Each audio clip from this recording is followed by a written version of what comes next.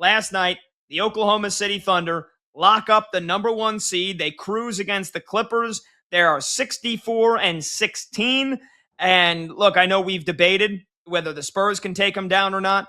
We debated if anybody in the East, like the Pistons or my Knicks or the Celtics, can take them down or not. I mean, unless we saw plenty of injuries last year, and of course that can happen. It would be unfortunate. Tatum, torn Achilles, Halliburton in the finals in that last game, torn Achilles, Giannis several times getting injured. But I mean, barring an injury to SGA, I'm not picking against the Thunder, man. I'm sorry. They had been injured. They've had injuries throughout the year. Jalen Williams, their second best player. Chet Holmgren missed several games. Isaiah Hartenstein. And yet, no matter who was playing and who was filling the duty of somebody else on a nightly basis, they just crushed their way, cruised their way to victory all season long. They had an average margin of victory of more than 12 points this year. The second best was the Spurs at 8.5. So at 64-16, fully healthy, ready and primed to go for another title run, home court advantage throughout the entirety of the playoffs. I'm not picking against the Thunder. I think they're going to win the title yet again, and I don't see anybody stopping them. I think the dynasty chatter is going to begin as a result. Nick Friedel, we have on the show all the time. He's been talking about, I can't buck the OKC Thunder and my belief that they are going to win the NBA title. And, and you're of the same ilk, and it's understandable. I mean, this is a team that's peaking at the right time. They had that kind of mid-season lulls. A lot of teams do. They're kind of sleepwalking through the competition. I'm with you, man. There are blips. There are potholes in the road. All the time. You never know what's going to happen with the injury. I'm constantly lurking. But pound for pound, no matter we're talking about the West, no matter we're talking about the East, coast to coast, the best team in the National Basketball Association, clearly the Oklahoma City Thunder, they are indeed the team to beat because they're playing their best basketball of the season. If somebody's going to knock them off. And again, I don't think it would happen unless you have an injury to SGA or Jalen Williams or Chet Holmgren. Is it the Spurs, in your opinion, or who else in the West could potentially dethrone the defending champs? Who would you give the best chance of doing that to?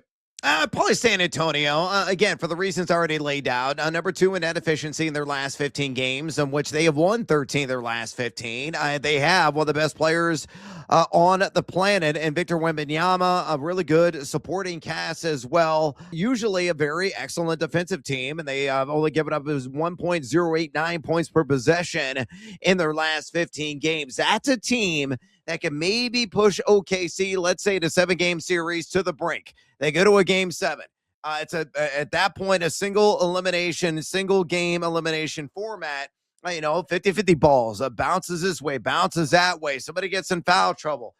Somebody takes advantage of this or that. You just never know what wonky stuff could occur, and maybe San Antonio takes advantage and tears them down. So I think they're definitely in the conversation to compete with OKC in the West, and I think to a lesser extent too, the Denver Nuggets. The Denver Nuggets, they went through a lull themselves mid-season. We're really, really sure where they're going to wind up in the West. They had to get healthy, had to get complete, had to get whole, but they have the best player on the planet, Nikola Jokic, and they're playing exceptional basketball here in their last 15 games, and which are number 4 in the NBA in net efficiency, much improved defensively. Phenomenal offense. They're averaging 1.259 points per possession in their last 15 games. That's off the charts. That's galactically good. So there's only 2 teams in my mind that could ultimately compete with OKC and possibly, when they break their way, possibly bounce them out of the West and prevent them from getting to the NBA Finals. San Antonio 1 and the Denver Nuggets at number 2. And that's it. End of list. Yeah, for me, the only team that could do it is Denver. I mean, they took Oklahoma City to a Game 7 last year in the second round of the playoffs, and that was with Michael Porter Jr. basically having, one shoulder, and then Aaron Gordon got hurt late in that series as well. And you mentioned it. Denver, the injuries that they suffered early on in the season, almost their entire starting lineup was out. Aaron Gordon has missed. He's only played 36 games. Christian Brown's only played 44 games. Cam Johnson has been hurt for a third of the season. Jokic missed most of January, and here they are. Look at what they've done now over the end of the season. 10-game winning streak. They've been on fire since March, and they've really only lost to some of the best teams in basketball.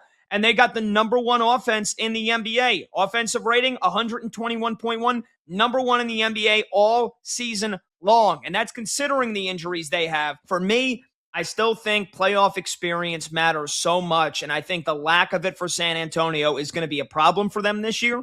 And so they would only meet the Thunder if they get to the conference finals. But I think Spurs, Nuggets, second round, I think Denver's experience, I think their offensive firepower is going to prove to be the difference. And if the Nuggets do end up getting the 3 seed, which is what they are right now with just a couple of days left to go in the regular season, I think they knock out the Spurs. And I think if they're healthy, they could knock out the Thunder because they had 2 of their starters missing for the back end of that series. I shouldn't say missing. Again, Michael Porter Jr. played. He might as well have been missing.